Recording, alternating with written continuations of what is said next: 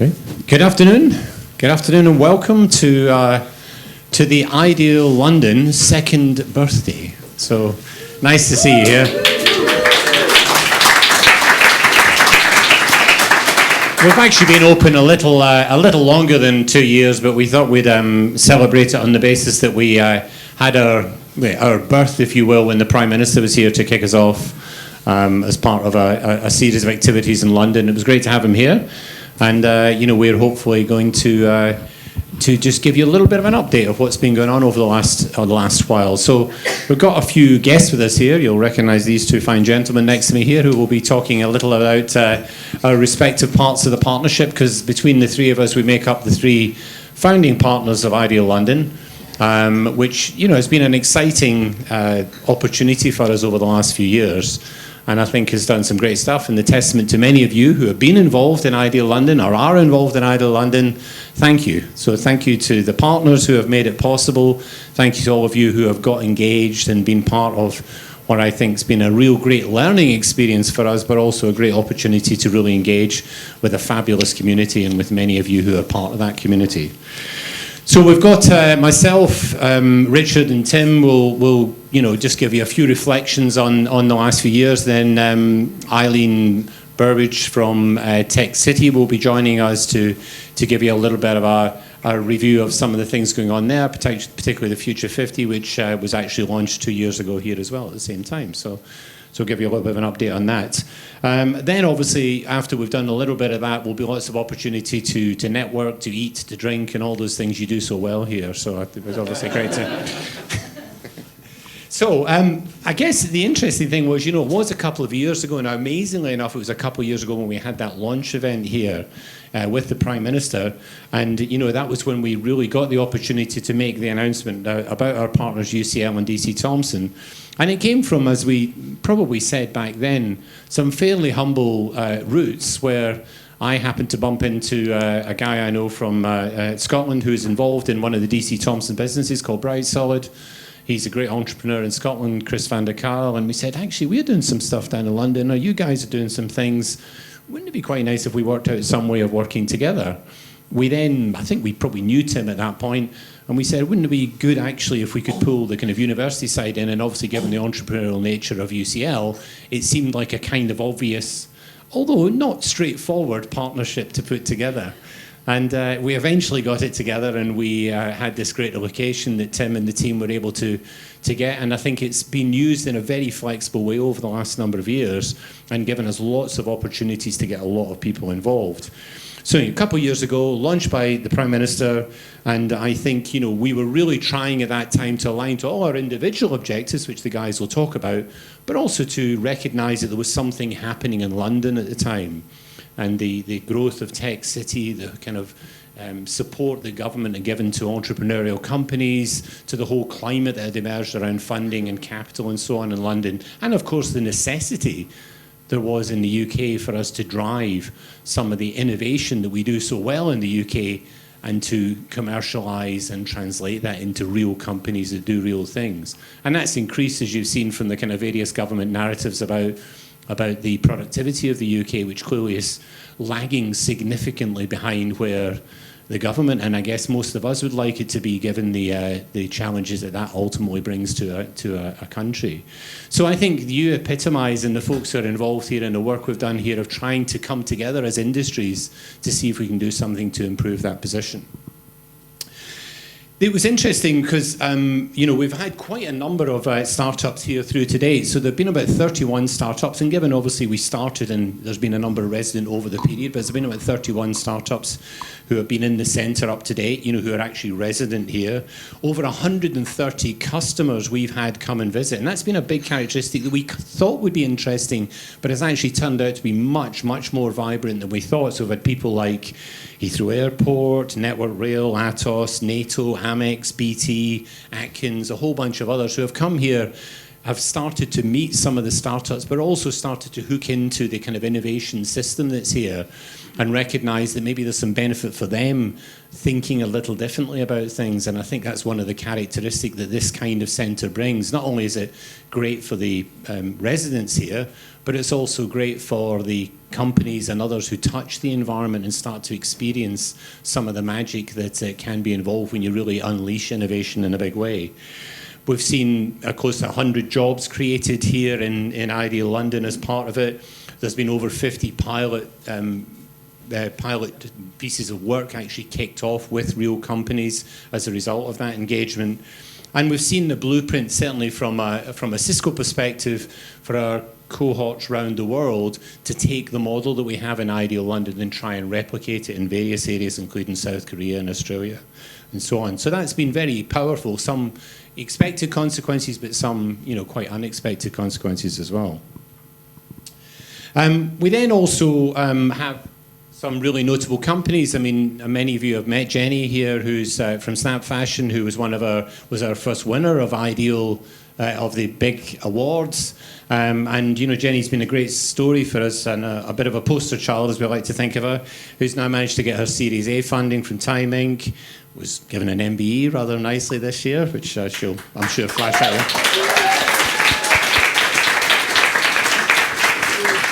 But it's also started to enable and engage in some of the bigger system, and I think that's one of the things we're finding beneficial as we pull partners together here, was this capability to hook into other capabilities. So Jenny's been part of a £1 million Innovate UK grant to look at reimagining the high street, which is slightly broader than I guess she thought about originally, but an ability to pull that kind of broader group together, which involves academics and others as well.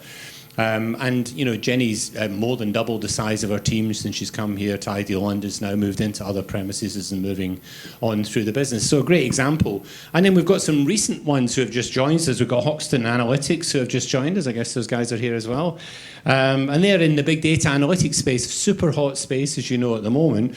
But particularly they're actually extracting in real time using some sort of low-level cameras to watch the shoes and feet that are appealing, be able to make some decisions about the kind of people, the footfall, literally, I guess, that you've got within buildings, as well as, maybe analysing their shoes and deciding something about that, which clearly in my case would be somewhat challenging, but I'm sure for others it means a lot. So there's a lot of advantages to this. It's one of those examples of thinking laterally about business, getting over some of the privacy issues around facial recognition and other sort of tagging and so on. So great example of some of the kind of innovation that's happening. But of course, behind that, the engine that provides the analytics and the insight, which is so keen to many of the startups that we see in business at the moment.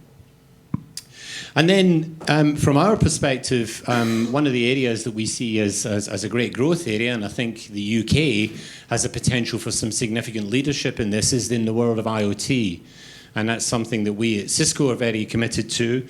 And I think the Internet of Things and the way that it gives opportunities to genuinely create whole new business models. It is the new platform. If you think of the Internet, you couldn't have dreamed up all the platforms and the applications that appeared on the Internet before the Internet was there. Well, I think the IoT is going to be the same as more and more devices and sensors and buildings and cars and traffic lights and airplanes and everything else get connected to the Internet. New business models appear. And as Cisco, we've certainly targeted the 150 million facility that we've now announced in the UK towards IoT-oriented startups as part of our £1 billion ongoing investment in the UK.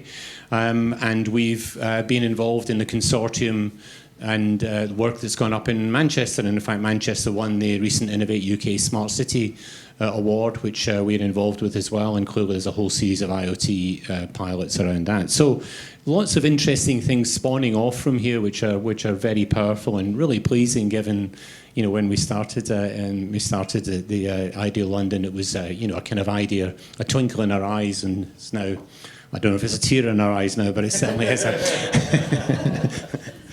But so really been exciting. It's been a tremendously invigorating environment to be in. I don't know the number of times I've stood here to various events, whether they be welcoming customers, running brainstorms, hackathon type environments, hosting companies, helping them to think through innovation, government bodies, and even our own internal groups, using the facilities here. But, absolutely delighted with what's happened to it. I really appreciate so many of you coming along to support us in our second birthday party here. And, I look forward to catching up with a number of you. I can see a few faces that I haven't had a chance to say hello to yet. We'd love to do that over the next couple of hours or so. So thank you very much. Thank you for coming. Thank you for all the support over the years. And look forward to catching up with you later. And I'm going to hand over now to, I think, Richard. So, Arden.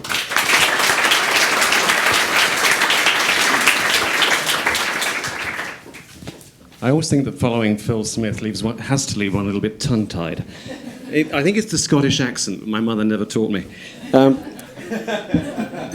2 years ago, somebody asked me, what on earth is DC Thomson doing partnering with big tech and UCL at an outfit like this? And I think the answer then is the same answer that I would give now, which is actually, we see it, we're putting the Beano at the sweet spot where big tech meets academia. I have no idea what that means. But it's a voyage of discovery. So let me take you a little bit on our voyage of discovery. I think we've always seen ourselves as the older brother in this particular partnership, which is a little bit tough, since I think, Tim will probably correct me, but I think UCL goes back to the 1820s. I think it was 50 years before you allowed women in. But anyway, it was the 1820s when you kicked off.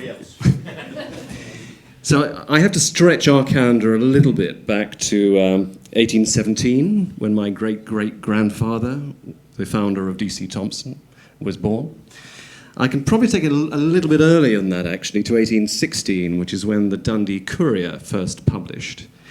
And it may be apocryphal, but there is, of course, a rumour that the Dundee Courier was published for the sole purpose of announcing that the year before, the Scots had had a great victory in Belgium, which Andy Murray has just repeated. So my great-great-grandfather launches on this journey, and he's a tailor. And he's a tailor who learns that actually it's quite useful, being entrepreneurial, to find out where the yarns come from. And he then went into importing yarns from India and elsewhere.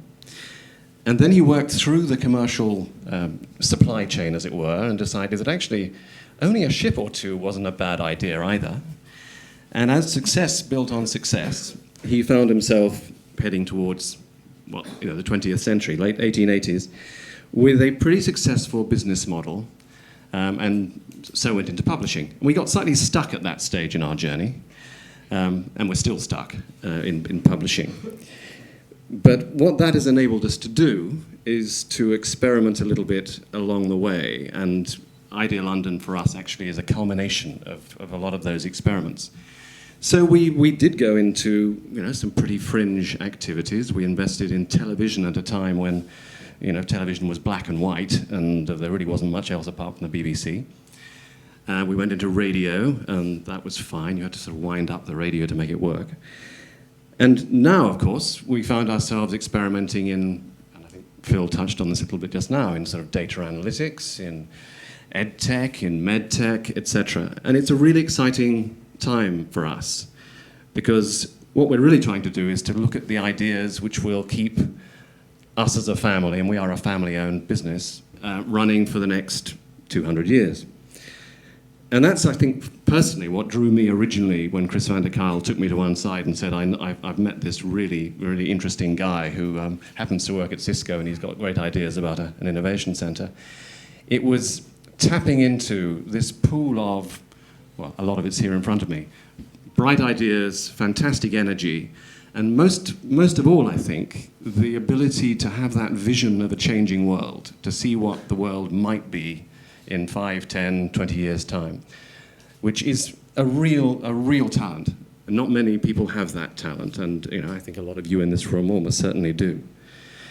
So DC Thomson wanted to tap into that. We set up a particular arm manned by Nick, who most of you will know, and Julia, who may be somewhere around the room. And we called it DCT Ventures to give ourselves a bit of a focus as to what we were trying to do in this space.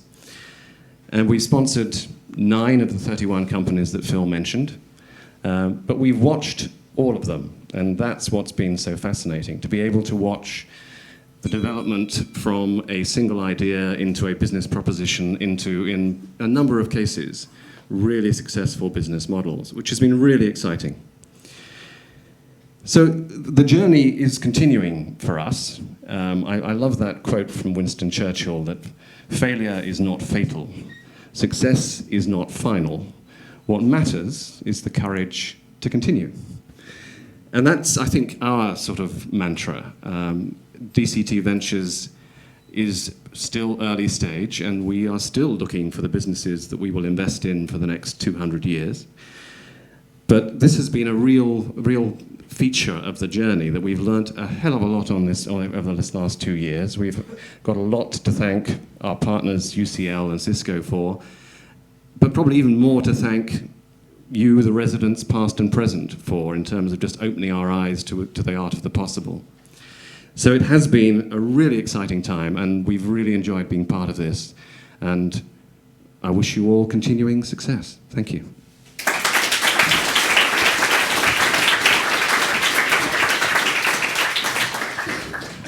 Before I start, does anybody actually need me to use the microphone? No? Oh, God, okay. Right, so there's Petter in the box going, yes, we're recording this. Sorry, didn't realise, apologies. I want to speak a little bit on behalf of UCL. It's one of the funny things that in all of these events that we've done, from the very first event and all the things we've done along, we've always tried to be terribly diplomatic about this, and therefore always speak in alphabetical order, which always means that Phil gets to tell us first what he's going to say, and Richard sort of follows up, and I'm left with whatever nobody else has said. And so I tend to keep these things fairly ad hoc, on the grounds that if I actually wrote anything, it would probably all have gone terribly wrong by the time I was standing here. But it's but it turns out we can work together.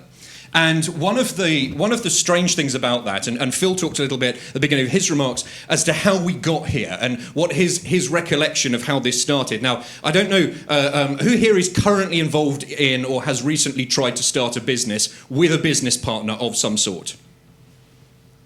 Okay, weirdly, mostly the people hanging around at the back. But there are enough here to know that, by and large, most business founders, when they found in teams, won't entirely agree as to how they came to agreeing to set up the business. Their version of events tends to be slightly different. And in this case, I have a slight variation on Phil's recollection, because UCL and Cisco were both involved in a fairly early stage in a group that met at number 10 to try and work out what was going to happen with this thing that we didn't really understand at the time, that was going to be called Tech City. And it was a brand for a thing. And we weren't entirely sure if that thing was going to be a new thing or even a thing. But just there was something there. And one day, my then boss, who sat with Phil in this group, whose name was Steve Caddick, came to me and he said, "This Tech City thing, it's going to be a thing." And I said, yeah, I'm really not sure about that. I think the kind of thing it might be is a bandwagon. And he's like, yeah, you probably want to think about it being a thing. So we had a bit of a think, and there was all sorts of aspects of being a big university, the biggest university in Europe, right in the heart of London. But actually, that 1 and a bit miles from our main campus to here turns out to be, a huge gap in the sense of people thinking that we were a place that they could go to for help and support and all the sort of things that we did. And so, in conversation with a couple of different partners, we'd said, do you think you might want to collaborate on a space or on some kind of activity in Tech City? And we asked several people, including Cisco, and Cisco said, no, we don't want to do that at all. That's not in our plans. It was not Phil. Not in our plans. And we said, oh, okay then. And so we thought about it, and being a university, thinking is one of the things we do.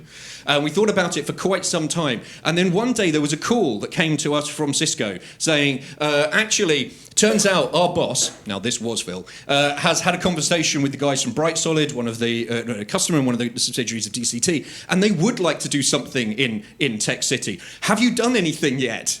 And I remember sitting there thinking, is it embarrassing at this point if I say I've done nothing for the last 6 months except think about this? So I was like, oh yes, we've developed a lot of plans.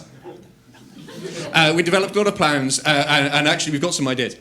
But that's how these things evolve, right? This is how startups evolve in response to needs or perceived problems. And then you try and formulate what it is that you think you could do to best address that activity.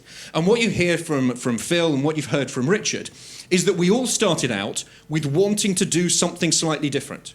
We all wanted to be involved as partners in this activity for slightly different reasons. But what we realized through kicking it around was that what we had was a desire to carry out broadly the same kind of activity in pursuit of those goals. And by coming together, piling bits of the money and the resource and the activity into one place, we could do something better together than we could do separately. And for me, from the point of view of a public institution, from the point of view of a university who isn't here in order just to provide spaces, because there are lots of people, you may have noticed, in Shoreditch currently trying to rent office space. That wasn't what we were in this for. We weren't here just to become another sort of public sector subsidised provider of space. We wanted to do something different. We wanted to open up, in our case, access to our know-how and our resources, and in some cases our facilities, and certainly our people, in order to make things happen. But we also wanted to test whether or not it was possible for a global technology company, a deeply rooted entrepreneurial local British media company, and a large stodgy university to come together in pursuit of one set of goals, helping organisations that look nothing like any of us, small, agile, new, young, exciting, I was going to say mostly with their own hair, but these two have got their hair, so that doesn't really work, does it? People you could do something with, and do that together, collectively better than any of us could do it on our own. And what I think, for me, is the most exciting part of this, in addition to many of the individual stories, which I'm going to come back to in a sec, is that we've proven that this model works.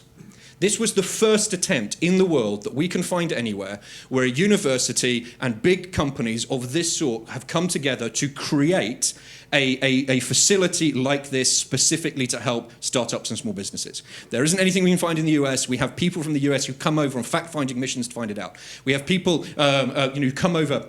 Phil talked a second ago about many of the people who visit from through Cisco, and we had the mayor of Busan in South Korea recently as part of that, and senior government ministers and others who have come to do that. We've had representatives, I'm sorry, there's mental blank, but Nick was telling me about one yesterday that DCT had recently brought in. There was a group of colleagues, I'm mental blank, apologies. But there's we're bringing our own groups of people in all the time in different ways to see what this is and people to learn from it. Tom from Cisco was telling me yesterday that Cisco has taken this kind of model, not exactly the same, nobody wants to do it exactly the same again, and it has become the basis of the way in which they're thinking about their new and some new potential site elsewhere in the UK, but also one of their activities in Australia and a couple of other things around the world. So this is something that in itself has become an innovation that is being replicated.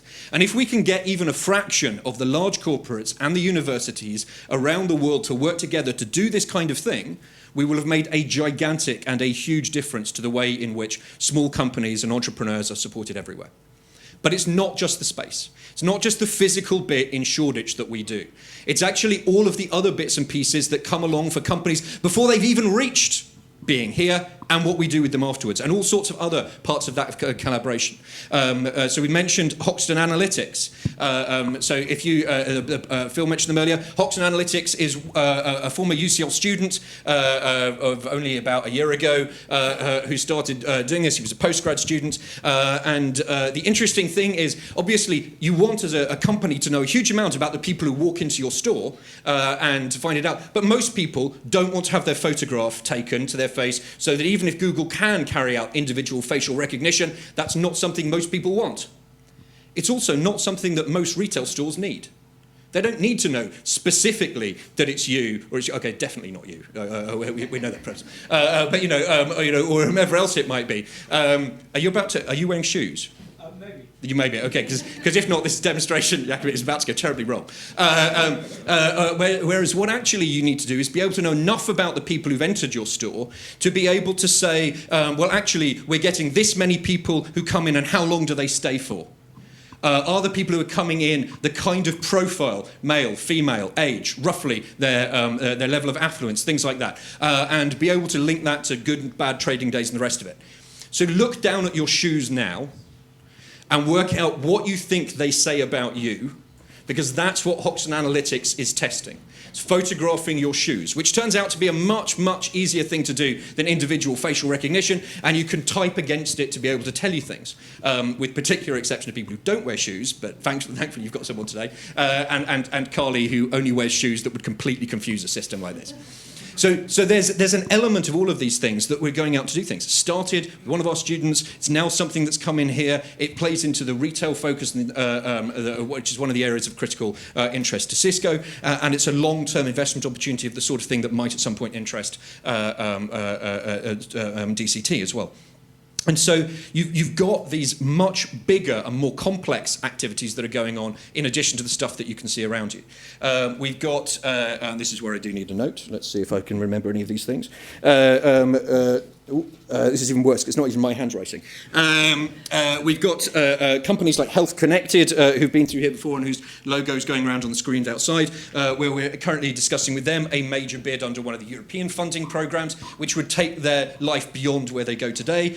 We've got Virtualware, where we've done a standard agreement on some technology, and they're now talking about a much wider research program than the stuff that you would see that is around you today.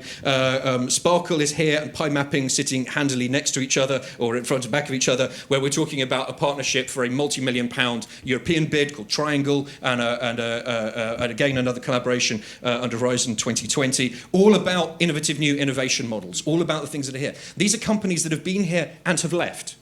But we're still working with them. We're still trying to create new kinds of networks, collaborations, innovation, new activities, new products and services, asset mapping hanging around at the back. Have you actually announced the thing to do with the place in the north?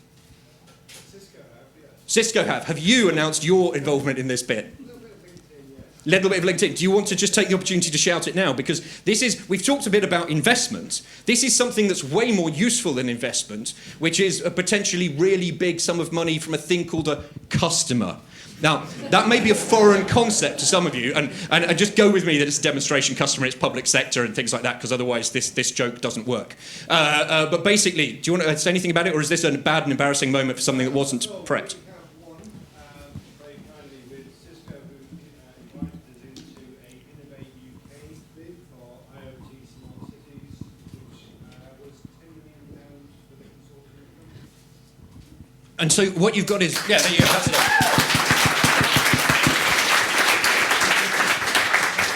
And so what we've tried to create is a new extension of the ecosystem. Not just the people who are here, not just people who are renting space, not just people who are benefiting from the kind of workshops that take place in this room most days of the week when we're not sitting here just, talking at you.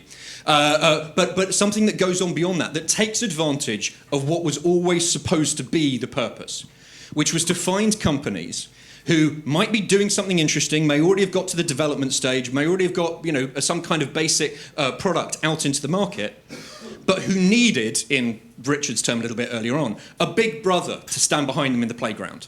Somebody who says, you can't sell very easily, as Baystone was trying to do, 3 people startup trying to sell software into an industry like the construction industry, which basically doesn't really do things without long procurement timelines and without huge amounts of time and effort. You can't do any of those things if you are just standing as a 3-person startup. You simply don't get onto the roster of people who are allowed to pitch. It's totally different when organizations like DCT and Cisco and UCL are standing behind you saying, yeah, we validate these guys. Witos, Amy sitting here, trying to take a hardware product into big retail chains as a startup. Really hard. Why should these guys listen? Because Cisco says they've already validated it for the technology that's already in those clients' offices. Now that's the purpose of why we're here, to add something to the ecosystem that was there. And if it doesn't sound too egotistical at this point, I think that what's great about this is we proved it worked. We've proved that something really different happens in this kind of environment. It's why this space isn't like any other. It's why this partnership isn't like any other. It's why the companies who are here aren't like anything else. And I would like to finish this by saying thank you from us to you for showing us that it did work. For taking what was an idea and allowing us to demonstrate that there was the potential for that to happen. The companies that are represented, the investors, people like Paula from UKTI, who's trying to connect us to the rest of a global network and bring some of the best entrepreneurial talent through the Sirius program from the rest of the world into the UK. People like Gerard, who I just saw coming down the stairs a little bit earlier, from Tech City UK, and others. Oh, and Eileen, who's also there, who's hiding around the corner, and some of those who've been able to help make the best of this by plugging into things. That's what this place was for, and it's worked thanks to you. So on this occasion of our second birthday, I don't want to ask any of you to say to applaud the people who are standing at the front. I'd like you to applaud each and every one of you for making it possible. From us to you, thank you.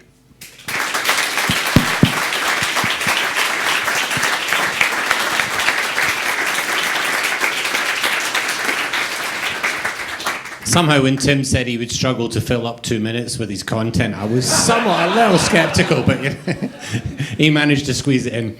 I think now, I'm not sure whether it's Eileen, or Eileen, you're going to come up and say a few things. So one of the things that happened 2 years ago was I think the original Tech Future 50 was launched here with the Prime Minister and Joanna's help, I guess, at the time. But Eileen's kindly come, and Eileen, you'll know, is a relatively recent chairwoman or chairman of Tech City UK, and delighted that she can come along tonight to maybe give us another launch for that over the next few years. So nice to see you. Thanks, Phil. Thank you. It's really hard to follow that up, actually, because this is basically one big love fest. But I think you already got so much love, right? There's not much more for me to say. But as Phil just graciously mentioned, I've recently taken over the chair role at Tech City, and it's actually thanks to Gerard and the team and what Joanna did before in the chair role in working with the organizations here that it makes it so exciting to be here and to say happy birthday, because it has been an outstanding 2 years, not only for this center and this place, but also the ecosystem extension, as you mentioned it, but obviously for the digital economy and the sector for Britain overall. And I think that's one thing that we are here to celebrate with you, as the center here epitomizes all of that, because this is the perfect example of collaboration between corporates, academia, the established sort of incumbents of technology and innovation, as well as new companies, new entrepreneurs, new ideas, founders from all across Britain, frankly, and not just within one specific circle or pocket within London. And it's everything that certainly the government in Tech City loves to champion, but loves to see other sort of examples kind of flourish. And so it has been an outstanding couple of years. We're very proud, especially me, since I did no work towards it in the last 2 years and can now sort of just stand up here and say, hey, but looking forward to the next few years, given what we've accomplished all together and collectively over the last couple of years, to say, we're looking forward to many more great things in future. And as Phil mentioned, to sort of hallmark or to sort of put such a spotlight and show how valued this kind of ecosystem was, 2 years ago, Tech City as an organization launched the Future 50 program here. What you've seen out of Future 50, again, as an example of what other initiatives come out of here and a reflection of the companies you've talked about and the successes that have already emerged. The Future 50 cohort has gone from strength to strength, has raised about a collective 26 different rounds of financing from investors all around the UK, but also Europe, the United States, and Asia.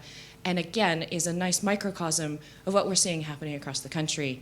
And then all I want to do is echo the Love Fest, which is we're here to thank all of you, but we're also here to thank everyone in the audience. An ecosystem only exists as a collection of the parts and the contributors. It doesn't exist just because big organizations come together or even the government comes together and says, hey, let's kick something up and show some support. It exists because of the participation, because of the value creation, and because of the passion that exists from the entrepreneurs and the innovators. So that is what we're here to celebrate. It's great that it's in the holiday season, and I am now standing in the way of Prosecco and nibbles upstairs. So I'm just going to wrap it up to say thank you. And if I could sing, I'd sing Happy Birthday, but I can't, so I'll just say Happy Birthday.